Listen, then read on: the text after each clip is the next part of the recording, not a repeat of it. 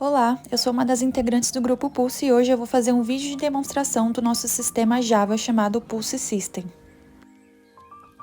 Bom, antes de tudo, vamos começar entendendo a estrutura do nosso projeto. Ele é um projeto desenvolvido em Spring Boot, é uma aplicação web com integração com TimeLeaf, dividida em camadas, sendo essas camadas a camada de API, com as nossas controllers, a Application, que é a camada de serviços, e a Domain Model, que é a nossa camada de entidades.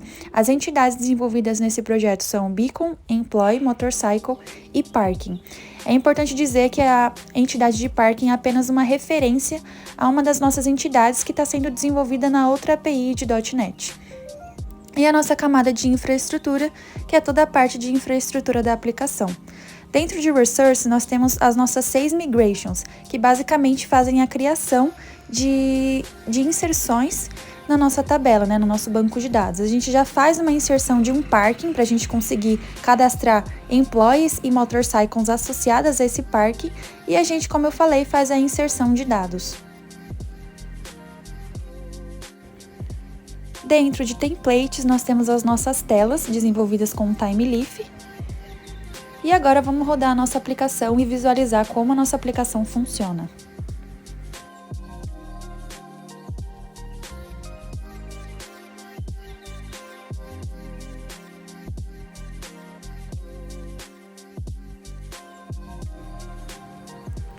Rodada a aplicação com sucesso, a gente consegue acessar ela no nosso localhost, na porta 8080, já diretamente na nossa tela de login.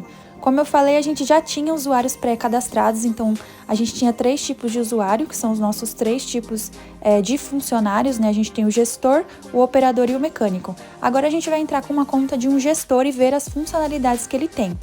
Como gestor, aparece o nome dele e as funcionalidades. São 3 botões com as 3 principais funcionalidades. Uma das funcionalidades que o gestor ele tem no nosso sistema é visualizar os colaboradores que estão cadastrados no pátio, onde ele é gestor, onde ele gere. Então, ele consegue cadastrar um novo colaborador, um novo usuário, diretamente por um formulário, fornecendo nome, CPF, nascimento, e-mail e uma senha. Assim como também definindo o perfil. E como a gente pode ver, o valor do pátio, o ID do pátio já está setado. E aí, como a gente pode ver, a usuária Maria Azevedo foi adicionada com sucesso. Ele consegue excluir funcionário e editar esse registro de funcionário. Aqui a gente pode editar o perfil da Maria Azevedo para uma operadora. Então, a gente já consegue ver que essa atualização foi feita. Voltando para a tela de home, ele também tem como funcionalidade a visualização das motos, então ele consegue visualizar as motos que estão registradas no pátio onde ele trabalha, Então, a gente pode ver que esses são os atributos da moto, ele consegue cadastrar uma nova moto, fornecendo a placa, o número de chassi. Aqui a gente dá um exemplo de um número de chassi inválido, para a gente conseguir ver que a aplicação ela faz esse tipo de validação. Então, quando ele tenta cadastrar, ele dá ali um erro falando que o número de chassi precisa ter 17 caracteres. Então, ele só vai deixar o usuário conectar, cadastrar essa moto quando ele colocar um chassi válido.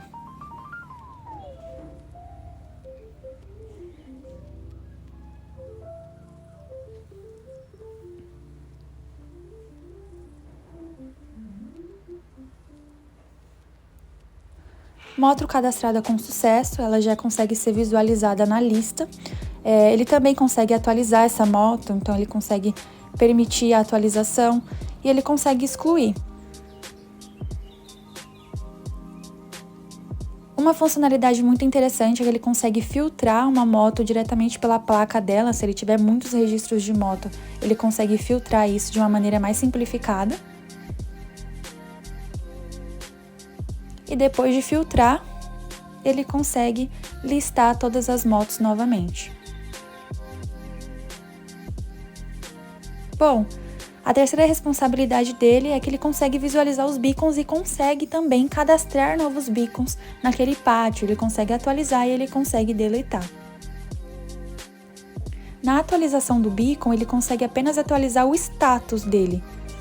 Ele não consegue atualizar, por exemplo, o código UID, que é um código que não é atualizável. Se ele tenta cadastrar um beacon com código inválido, não seguindo as especificações de um UID, ele dá um erro e só permite que ele crie quando ele coloque um campo válido. Bom, agora saindo dessa conta de gestor, a gente pode entrar em uma conta de um operador.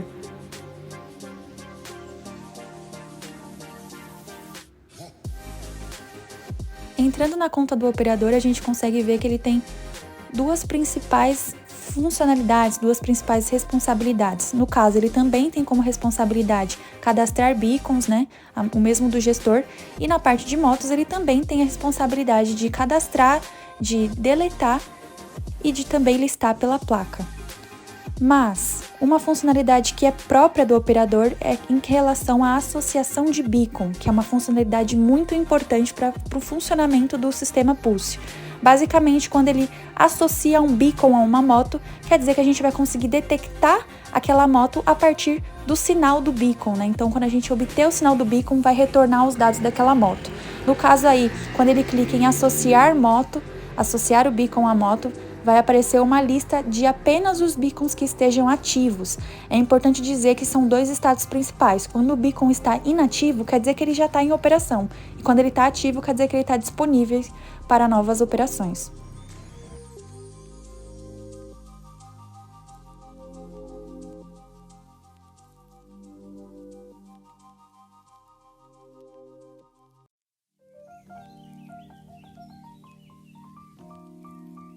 Agora, saindo da conta do operador, a gente pode se logar com a última conta, né? Uma conta de um mecânico e ver as responsabilidades desse mecânico perante o nosso sistema.